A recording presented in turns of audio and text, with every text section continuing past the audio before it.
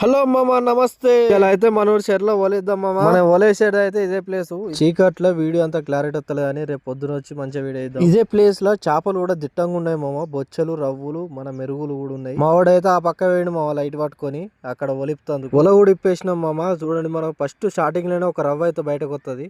రవ్వు కూడా కొంచెం చిన్న సైజ్ అది. వీడియో ఇప్పుడు కొద్దిగా క్లారిటీ వస్తలేదు మామ, ఏమనుకోకండి. ఇప్పుడు ఎందుకంటే కొంచెం చీకటే ఉంది. ఎక్కడికైనా వీటిలో బాగా తప్పలేదు మామ. మన జిలేబీలు అయితే మన మట్టిని ఉంటున్నాయి. వలేసింది ఎందుకు మామ, మనకు రవ్వులు పడతాయనికి. జిలేబీలు పడితే ఏమనిపిస్తుంది చెప్పు. ఏడు ఊడు ఇవేమో పైన మొత్తం ఈ జిలేబీలు మొత్తం ఇవి మమ్మల్ని బతికేస్తాయా లేకపోతే ఏం చేస్తుంది తెలియదు మామ. ఈ జిలేబీలు ఫ్రైకి అయితే హైలైట్ ఉంటాయి మామ, కానీ కూరకైతే మొత్తం మురులు ఎక్కువ ఉంటాయి కూర. ఫైనల్ అయితే మన బంగారు తీగలు అయితే వస్తున్నాయి మామ.